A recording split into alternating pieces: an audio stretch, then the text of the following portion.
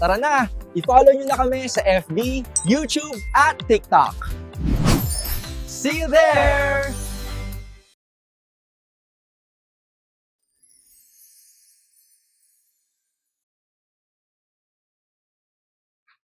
Mga kwento ng pag-ibig at pagpapalaya. Sabi nila, ang pagmamahal ay simple lang. Pero sa amin, madalas ito naging laban. Isang kwento ng pagtatago ng takot at sa huli, ng paglaya. Ito ay hindi lang tungkol sa kasarian. Ito ay tungkol sa tapang at determinasyon na mamuhay ng patas at malaya. Samahan niyo kaming saksiyan ng bawat kulay, bawat hapdi at bawat tagumpay. Ito ang kwentong Dax Diaries. Tara, anong kwento mo? Hi Kuya Bob, musta ka na? At sa channel mo na Kwentong Dax Diaries. Salamat at naging outlet ka ng mga kwentong LGBT at mga sekreto na di na dapat malaman at dapat ibaon na sa limot. Just call me Kiko. Panganay sa 4 na magkakapatid, half Chinese po kami.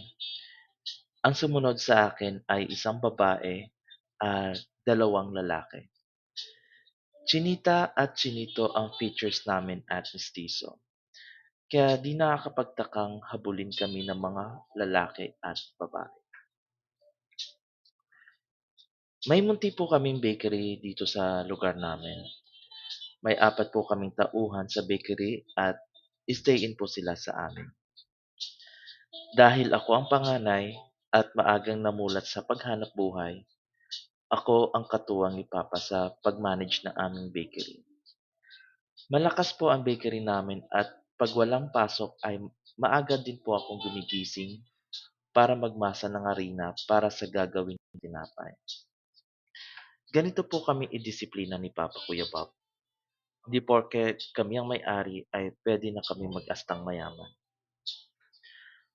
Pag nasa production kami sa aming bakery, di maaalis ang mag-usap at magbiruan, lalo na at puro kami lalaki sa production area.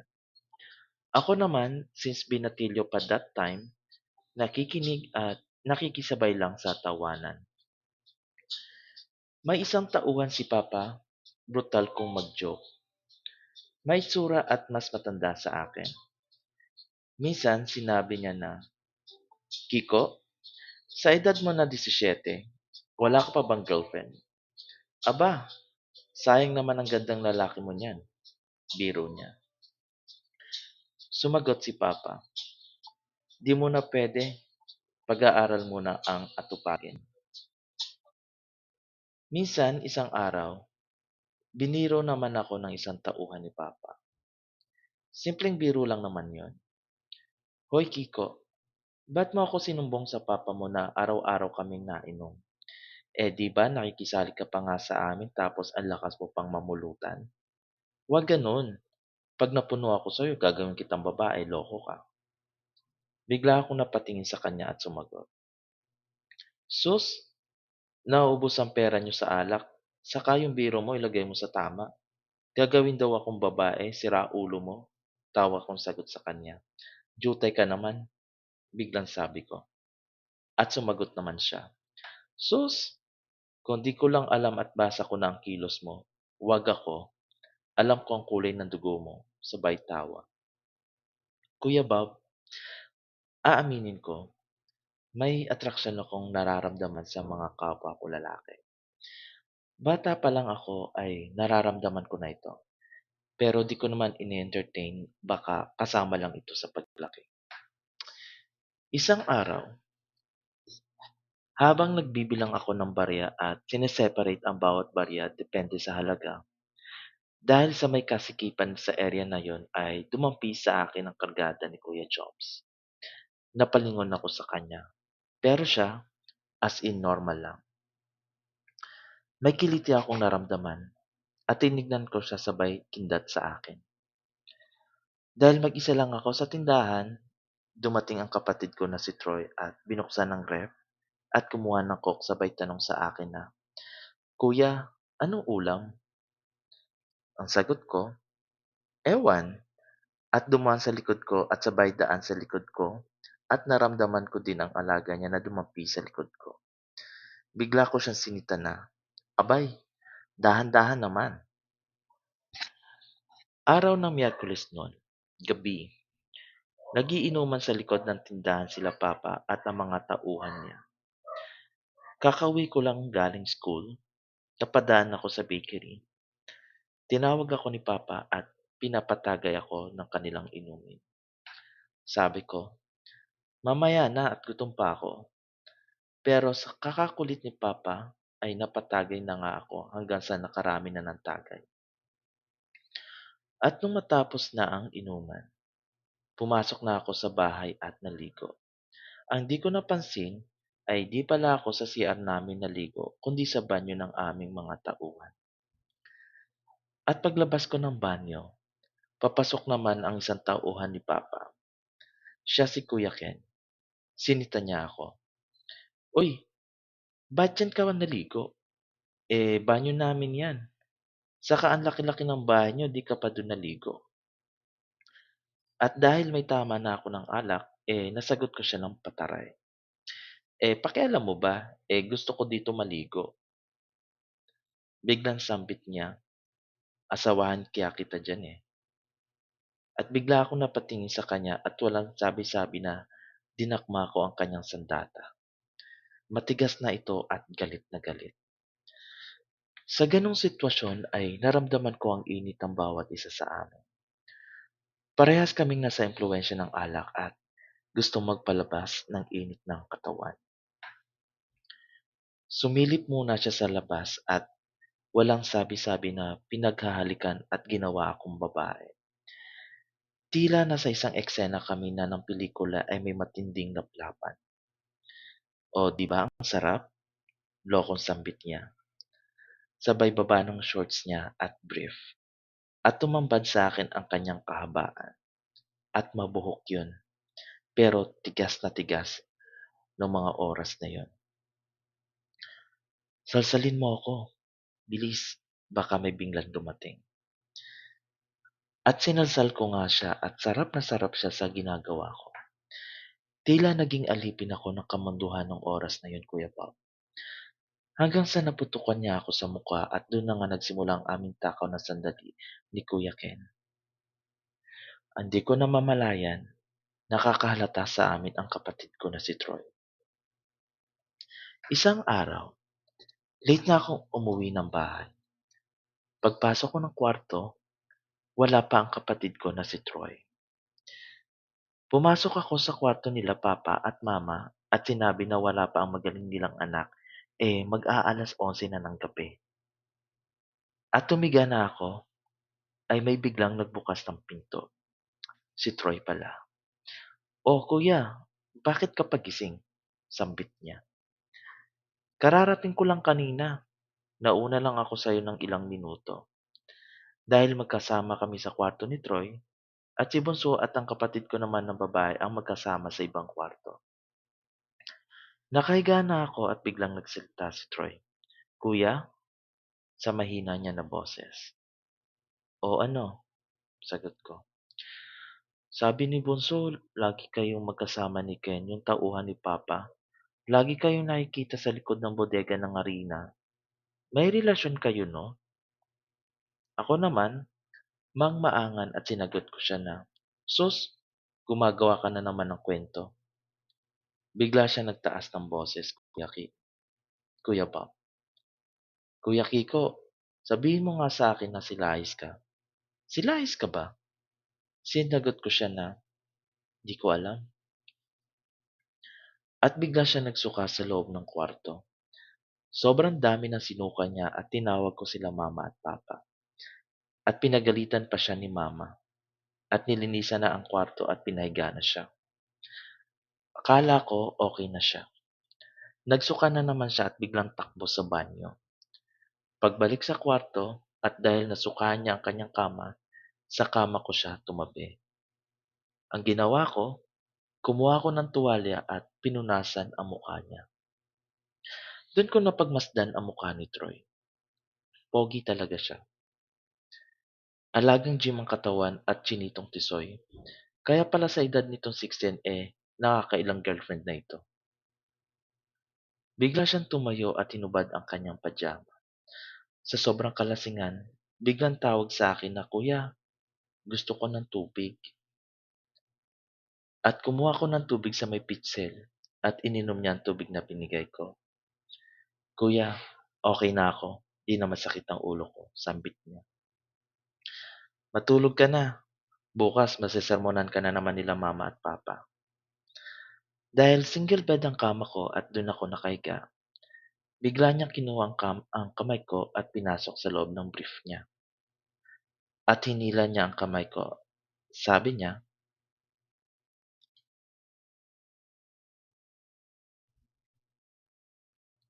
"Kuya, laruin mo lang."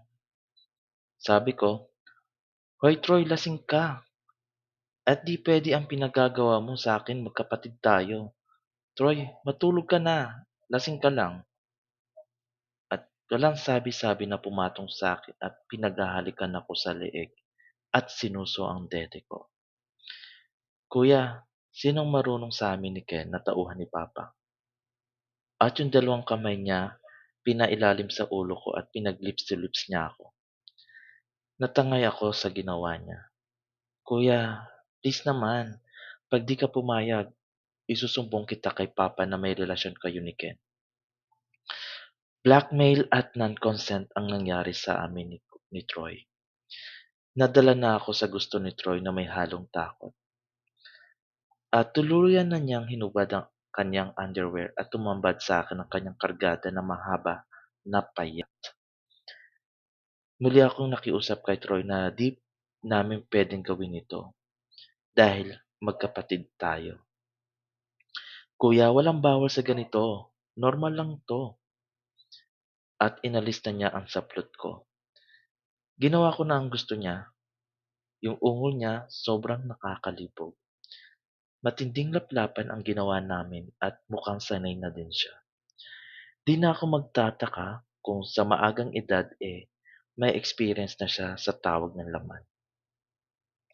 "Kuya, upuan mo ako," pakiusap ni Troy. Di na ako nakatiis sa pakiusap ni Troy. Pero may takot ako sa gusto niyang mangyari. Kasi di pa ako napapasok kahit si Ken, hindi pa niya yun nagagawa sa akin. Sinubo at nilawayan ko ang kanyang kahabaan. At hinanda ko na ang butas ko sa kanyang pagpasok. Unti-unti kong inupuan ang kanyang kargada. Ulo pa lang ay napaaray na ako. Pero sabi niya, siya na daw ang bahala. At nagawa nga niyang may pasok ang sandata niya sa aking lagusan. At mula doon ay binayo niya ng matindi hanggang sa naiputok niya ang katas sa kalooban ko. "Kuya Kiko, mula ngayon gawin natin tong madalas ah. Ikaw ang gagawin kong asawa ah." Paglalambing niya. Di ako kumibo. Sobra akong nag-aalala sa naganap sa amin ni Troy. "Ang sarap mo pala kuya, kaya siguro di ka tigilan ni Ken."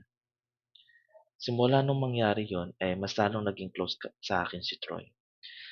Mas madalas na niya akong tawagin kuya na dati ay Kiko lang ang tawag sa akin. Mas naging malambing at mas mabait pa siya sa akin. Gabi-gabi may nangyayari sa amin ni Troy. Lahat ng posisyon ay nagawa na namin at siya ang laging nasusunod.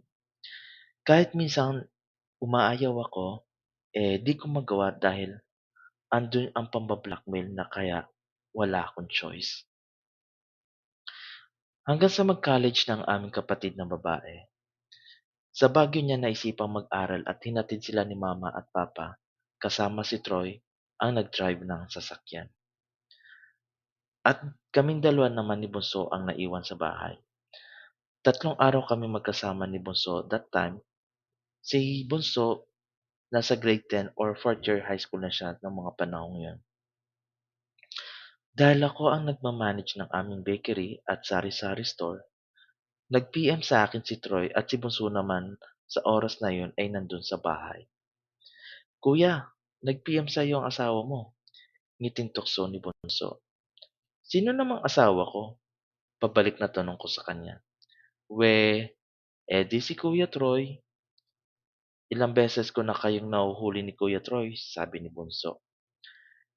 Di ako nakaimik noon, Kuya Bob. Kinakabahan ako sa sasabihin ni Bunso. O ito kuya, para maniwala ka. Sabay kuha ng kanyang cellphone at may pinakita na picture kung saan ay nakaluhod ako kay Troy habang subo ko ang alaga niya. Kung si Papa nakahuli sa inyo, malamang bugbog sarado na kayong dalawa ni Kuya Troy. Di kayo naglalak ng pinto nyo. Di na ako nakakibo nung oras na yun, Kuya Bob. Hiyang-hiya na ako sa mga natuklasan ni Bunso sa aming dalawa ni Troy. At nung gabing yun, dahil dalawa lang kami ni Bunso, at nung matutulog na ako, nagpaalam na ako sa kanya at sabi ko, matulog na ng maaga dahil may pasok pa bukas. Bigla siya nagsampit na, Kuya, dun ako sa kwarto niyo ni Kuya Troy matutulog. Dalawa na nga lang tayo dito sa bahay, maghihiwalay pa ba tayo ng tulugan? Sa gabing yon, I feel uneasy sa situation namin ni Bunso. Di ko alam kung ano ang nasa isip ni Bunso. Bigla ako nagsalita, Bunso, makikiusap sa'yo si Kuya. Maaari bang burahin mo na yung picture na yun namin ni Kuya Troy mo? Mahinahon na pakiusap ko. Bigla siya nagsalita. Ipapakita ko ito kay Papa. Nabigla ako sa sinabi niya. Bigla siyang tumayo at pumunta sa kusina at kinuha ang natitirang alak sa ref at dinala sa kwarto namin. Kuya Kiko, ubusan natin to para makatulog tayo, sambit niya. Loko ka, hanapin ni Papa yan, sambit ko. At naubos nga namin ni Bunso ang Alfonso ni Papa. At nag-init ako nun, Kuya Bob. Nag-shower ako at pagbalik ko sa kama at pahiga na biglang nagtanong si Bunso. Kuya, masarap ba? Tanong niya. Ang alin? Sagot ko. Yung kay Kuya Troy, sambit niya. Di ako nakasagot kay Kuya Bob. Di ako nakasagot noon, Kuya Bob. Matulog ka na. May tama ka lang gawa sa Alfonso, sagot ko. Bigla siyang tumabi sa akin. Kuya, tikman mo ang akin. Hindi ko pa nararanasan yung ginagawa mo kay Kuya Troy eh. Gusto kong maranasan. Wala na akong choice at total wala na rin ako maililihim kay Bunso. Ang sambit ko, sige, mag-shower ka na muna. At nung makapag-shower na siya at tumabi sa akin ay tumambad sa akin ang kanyang kargada. Di hamak na mas malaki at may katabaan ng kanyang alaga kumpara sa Kuya Troy niya. Wala sa hinahagap ko na magiging parausan ako ng dalawa kong kapatid. Hindi ko ito ginusto pero andito ako sa sitwasyon na kailangan kong pagkaingatan ng aking gender. Dahil oras na malaman ito ni Papa ay matinding pagkamuhi at kahihiyan ang mararanasan ko. At nagsimula na kami maghalikan ni Bunso. Malambot ang labi ni Bunso. Sa aming magkakapatid na lalaki, si Bunso ang may magandang shape ng labi at yung goatee niya na pangmalakasan mahuhumaling ka talaga. Siya sa amin ang may magandang balanse ng pagka-Pinoy at Chinese kaya mas stand out ang kapugian ni Bunso. Sabi ko sa kanya, para mas ganahan siya, susuhin niya ang deli ko. At sinunod nga ni Bunso. Masarap dumede si Bunso. At nilaplap ko naman ang kanyang butas at itlog na nakabuyangyang. Halos mapasigaw siya sa sarap. Sabi ko, pasukin niya na ako. At naipasok niya yung ungol na sobrang lakas. Kuya, ang sarap, sambit niya. Una, dog style at nung nangangawit na ako, humiga ako at sinalok niya ang dalawang pako at nilagay sa balikat niya. Habang binabayo ako, sabay halik sa labi ko. At nang nilabasan na siya, para kaming gulay na lanta. At nakaraos na nga kami, habang nakapatong sa akin, "Kuya, ang sarap pala.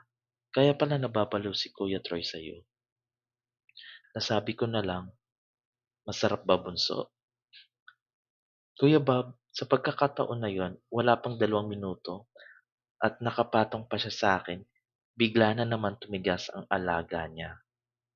"Kuya, isa pa," sambit niya. Sabi ko, "Mag-shower muna tayo, amoy na tayo eh." At nasa CR kami para kaming bagong mag-asawa. Tuluyan na akong nawalan sa matinong pag-iisip, Kuya Bob. Nawala na sa isip ko na ang pagiging kuya ko na ako dapat ang magpasunod at gumawa ng tama. Naging alipin na ako ng kamandahan, Kuya Bob. Yung sarap, di ko may paliwanag. Sabi ko kay Bunso, saka na natin ito ituloy. At nang matapos kami, natulog na kami ng walang saplot. At kinaumagahan, bago tumayo, alam kong natutulog pa ako. May bigla akong naramdaman sa butas ko na may matigas. Bigla akong nagising. Sabi ni Bunso, "Kuya, stay ka lang. Stay ka lang ng ganyan. Malapit na ako." Kuya Bob, sa 3 araw na kami lang ni Bunso ang magkasama, halos di kami lalabas ng kwarto. Wala kaming ginawa kundi mag-iyutan. Dahil sa 3 araw pa ang balik ng mga galing sa Baguio. Kala ko mas malibog si Troy. Mas malibog pa pala si Bunso. At nang dumating na ang galing Baguio, iniba ko ang schedule sa 2 kong kapatid. Di ako naghanap ng iba dahil sa kanilang 2 pa lang, sulit na ako. Di ko sinulat ito, Kuya Bob, upang gawing inspirasyon ang ganitong tema. Isa lamang ito sa madaming kwento ng LGBTs na nararanasan na makulong sa takot, karahasan at pagsamantala sa kamuwangan. Alam ko madami pang kwento ang katulad ng sa akin, pero hinihiling ko na dumating ang araw na makalaya at ma-express ang sarili na walang masasaktan at puno ng pag-unawa.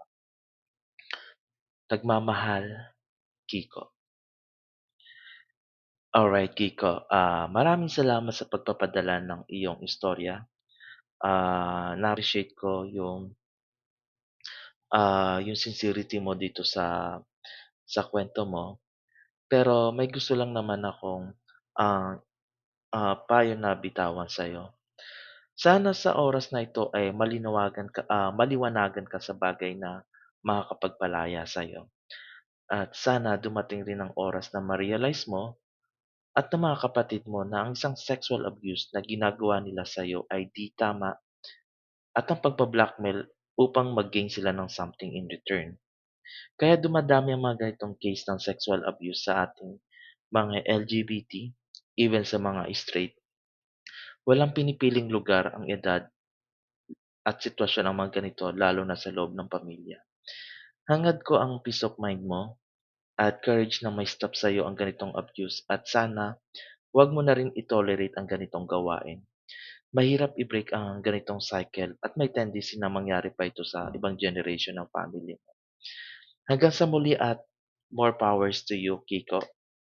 At sa mga ah, at para sa atin pong mga members ng Kwentong Dax Diaries, maraming salamat po sa suporta at sana po ay magpatuloy pa po ang inyong pag-subscribe sa ating YouTube at TikTok channel. So, hanggang sa muli, ito po ulit si Kuya Bob ng Kwentong Dax Diaries. Maraming po salamat sa inyo.